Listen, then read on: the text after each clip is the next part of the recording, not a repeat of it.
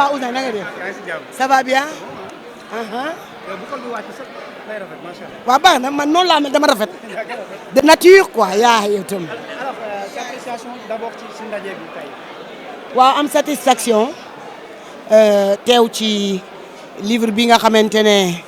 mooy ça parle des maîtres du monde yàlla def l'écrivain en personne ñëw présenté ko en conférence de presse intitulé bi nga xamante ne moom lañ tudd ci 20 personnes yi itam ñëw teew fekke ko muy le président du PASTEF le président Ousmane Sonko premier ministre de l'État du Sénégal donc ñun en tant que lectrice ak fan de la culture écrite dañuy am toujours honneur di ñëw di teew ci yu mel nii mooy wàllum présentation de livres ak fu ñu koy waxtaanee c'est pas une toute petite chose hein du lu ndaw lu am solo la parce que Ousmane Sonko ñu tudd ko ci lu toll nii nga xamante ne ñi ngi ciy waxee les grands du monde dafa am solo ci Sénégal sagu Sénégal la fii moom ñi ko faral ak ñi ko faralul ñëpp a waroon na ñëw fekke parce que ki ñu wax tey bi mu taxawee ba joxe contribution par rapport ak livre bi ak li nga xamante ne mooy tey bu doon dañu koy bind di ko laaj xalaatam bind ko ba pare jox ko ni ko def ci ay input tey di nga xam ne wone na ni moom lii rafet na d'accord na ci mais lii bu doon moom moo koy bind nii la koy waxee wane na ay slogan yoo xamante ne au Sénégal moom moo ko joxe durant le combat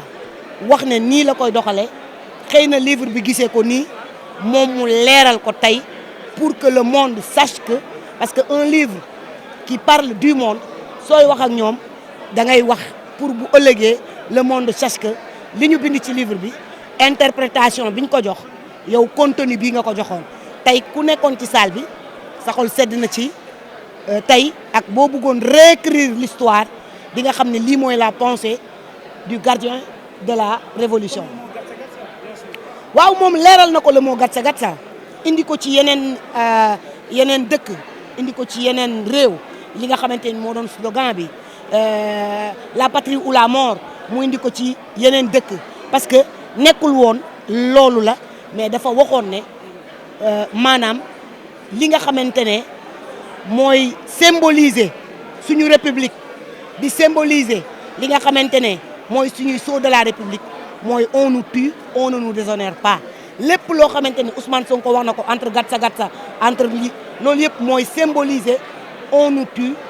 on ne nous déshonore pas on nous tue on ne nous déshonore pas nag soo ko déggee sa xel day dem ci armée nation soo déggee armée nation mooy Sénégal moom rek moo am une armée républicaine boo xamante ne dafa am jom am fulla am fayda donc da ngay tënk loolu rek yóbbu ko ci armée nation bëgg naa dem fu ko kii ba de coupe du monde ba de mais bon il a raison tey boo xoolee américaine yi man mus naa wax que ni is not best president parce que ñun duñu dem wëri si réew yu gën a mag yi ba dellu si waat dañuy wax ni immigration leen rek la wala nga am alal wala nga am xam-xam yàlla may nañu ci yooyu ñu am ci tuuti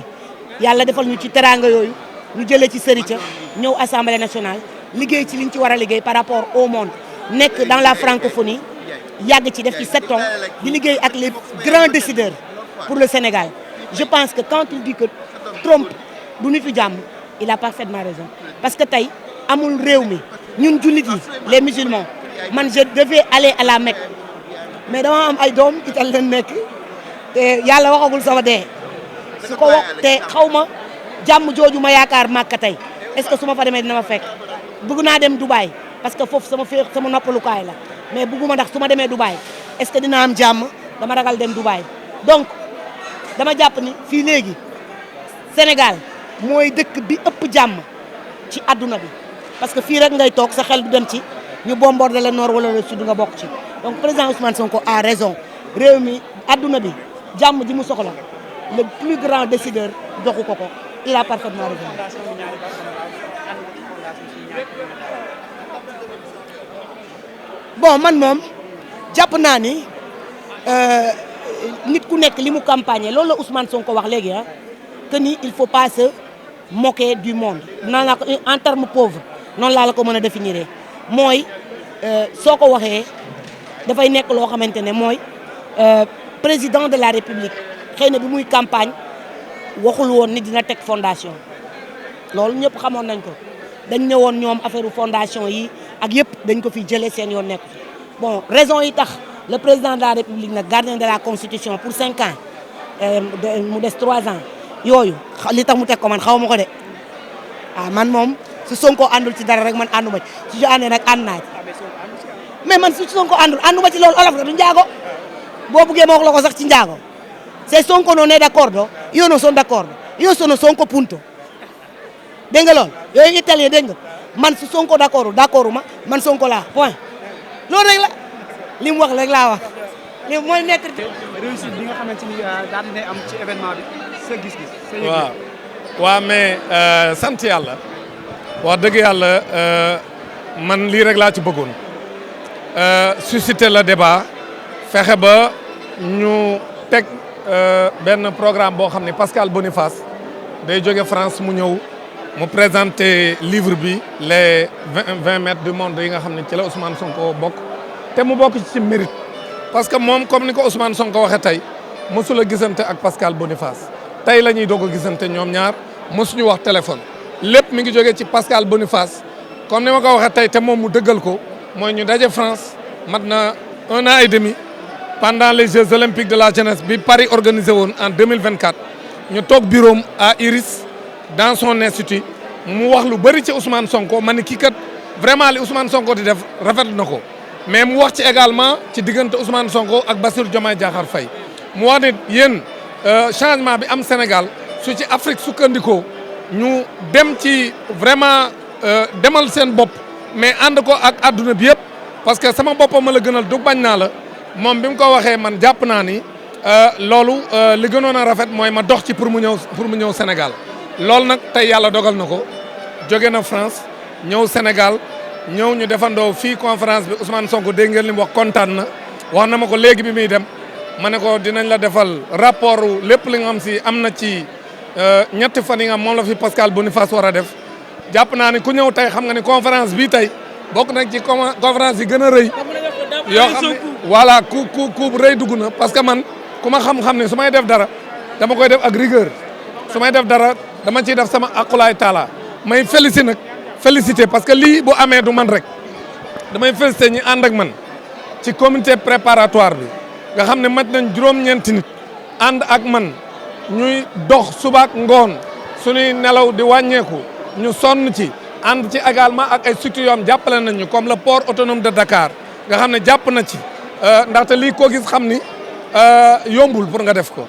ñu ànd ci également ak la LONASE nga xam jàppale nañ ñu ànd ci ak la ville de Dakar donc le maire Abbas Fall def na ci lépp lu mu mën le président de l'Assemblée nationale ñu wax également Dakar Dem Dikk ñu gërëm Assane Mbengue lu nekk def nañ ko donc vraiment du man rek maa ko réussir dañ ko réussir parce que ku ci nekk da nga ci jàpp ñu ngi sant yàlla nag bi ñu ci yàlla defalee ndam te comme ni ma ko waxee devant le premier ministre dañoo bëgg lii du nekk rek conférence bu ñuy def benn yoon ñëpp ne neex na ñu bàyyi bëgg nañ di ko def at mu nekk incha allah ñuy andi ay sommité mooy ay boroomi xam-xam ay kàngam ci àdduna bi pour ñu waxtaanee àdduna parce que Sénégal boo position la mos a am réewum xam-xam parce que réewum Senghor réewum Cheikh Anta Diop ñun waruñoo des ginnaaw loolu nag lañ bëgg a dékkalaat andiwaat Sénégal ci kanam borom xam-xam yi di fi daje di wax seen xalaat pour lu jëmale réew mi kanam ak lu jëmale Afrique kanam ak lu jëmale àdduna bi kanam jërëjëf. conférence tey mu mel ni seen fierté tey nationale wala ñuy wax africaine ginnaaw ba Ousmane Sonko jàkkaarloo ki nga xam ne mooy Boniface. waaw bon je pense que conférence bi am na solo maanaam day positionner Dakar comme une capitale intellectuelle parce que tey Sénégal ak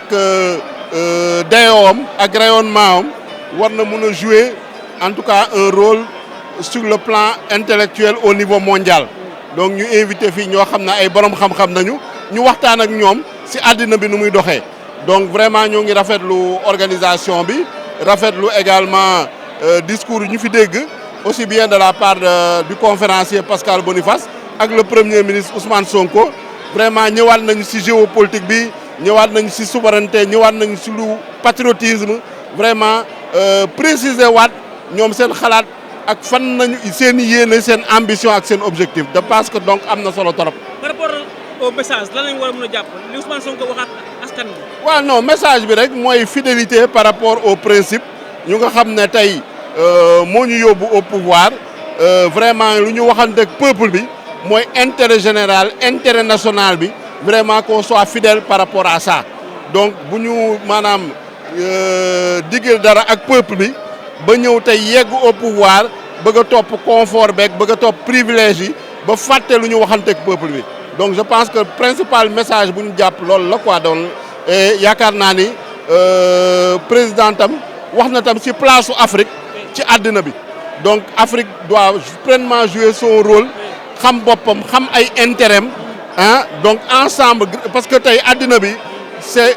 un monde des grands ensembles tey su ñu naan ay puissance dañuy wax par exemple ay États-Unis ay Chine donc Afrique su fekkee dafa bëgg a compter il faut que ñu booloo au moins au niveau des espaces sous-régionaux yu mel ni CEDEAO wala yeneen espaces yi pour mën a peser en tout cas sur les affaires du monde. Donc je pense que loolu moo lu premier ministre wax am na solo trop jërëjëf. Merci. jërëjëf donc on va jamono yi nga xam ne mooy 313. waaw lan lañ mën a jàpp par rapport conférence bi lan moo la gën a marqué tey. waaw li ma gën a marqué mooy comme d'habitude rek le discours du président Ousmane Sonko qui n'a pas changé, qui est là, qui reste le même sur les principes yi taxoon muy xeex. On a parlé de souveraineté, on a parlé d'indépendance, on a parlé de développement de l'Afrique, on a parlé de l'unité africaine. C'était une fierté pour nous, surtout la ville de Dakar, de participer à cette activité de réflexion intellectuelle. Bu ñu ko fàttee, c'est une activité de réflexion intellectuelle. C'est un grand intellectuel qu'on a invité et la ville de Dakar, dans le cadre de développement de ces activités-là, qui ont une coloration purement culturelle, la ville de Dakar est toujours présente. En tout cas, kontaan nañ ci, bëgg nañ ci. Il y a d'autres activités de ce genre. On va faire venir encore d'autres intellectuels du monde entier à Dakar pour que notre capitale, sur le plan culturel, sur le plan intellectuel, vraiment continue de briller. Quelques mots à Boniface qui nous a rappelé que la révolution n'est pas encore terminée. Oui, il a raison. Vous avez vu ce que nous avons réalisé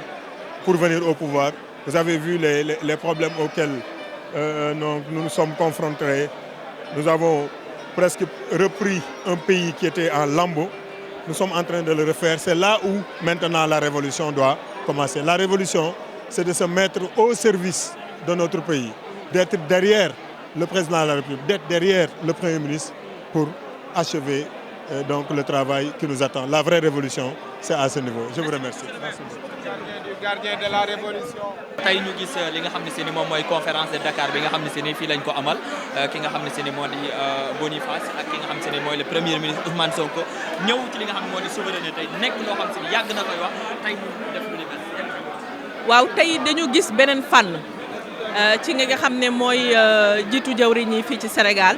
muy le premier ministre Ousmane Sonko tey ñëwul en tant que premier ministre ñëwul en tant que président du parti Pastef les Patriotes. dafa ñëw en tant que l'homme intellectuel Ousmane Sonko qui échange sur un sujet boo xamante ni dafa nekk un sujet critique fii Sénégal mu yàgg ci wax nag yàgg ci tette sénégalais ba mën nañ jàpp ni tey au-delà du fait que il s'est affirmé et ñu acceptel ko comme le guide de la révolution il montre encore une fois que c'est avant tout un esprit libre un esprit brillant boo xam ni ñun dama jàpp ni dañu am chance vivre ci époque parce que du léegi la ñuy xam la dimension de l'homme xëy na bu ñu yàggee ba nga xam ne lii yëpp dépassé lañ ko la ñuy xam à quel point nous avons eu la chance de partager époque bi ak nit ku mel ni Ousmane Sonko. Donc on l'a écouté, il a fait un exposé brillant sur des principes yi nga xamante ni daf koy partager sur la souveraineté et sa vision du panafricanisme loolu mu nekk pour ñun benn inspiration boo xam ne pas simplement sax pour ñun mais pour les jeunes et pour les générations futures on a besoin ay nit ñi nga xamante ni dañuy gindi askan wi mais dañ leen di firi aussi ñu am courage ñu am pas-pasu xam ni ñoom ñoo war a mën a xeex li nga xam te ni moom la ñu bëgg pour seen askan pour seen dëkk mais pour seen continent donc vraiment fierté la encore boo xam ne dañu koy renouveler ci dimension wu nit ki nga xamante ni mooy Ousmane Sonko mu ñuy porteel benn espoir boo xamante ni démb ak tey fayul merci beaucoup. yan kàddu tey ngay wax. Mais ce soir on est venu, on a écouté, on a entendu et on s'est rendu compte que nous avons un chef d'état-major capable de dire ses troupes et qu'il a encore donné, il a indiqué la ligne à prendre. Et je pense que les gens ont entendu et c'est pas probable. Est-ce qu'on peut dire aujourd'hui que Ousmane Sonko est devenu un professeur? Un professeur, non, moi je dirais qu'il est resté égal à lui-même. C'est un chef, c'est un dirigeant, un chef d'état-major. Hein, il a fait un exposé sur les voies qu'on doit entreprendre pour continuer. Voilà. Par rapport à Boniface, avez-vous compris ces messages? Mais on a compris et lui aussi, il est dans la même ligne, quoi. Il a éclairé et le PROS a répondu. Et ensemble, je pense que ce qu'il faut résoudre de tout ça, c'est que nous sommes dans la voie révolutionnaire. Nous avons engagé la révolution à la hauteur. Et il faut que les troupes suivent, comprennent que nous sommes dans une révolution et une révolution ne demande que des sacrifices. Nous sommes à la phase des sacrifices. Il faut que les gens soient prêts à faire des sacrifices pour qu'on fasse des pas en avant dans la révolution que nous avons accomplie. Une dernière question,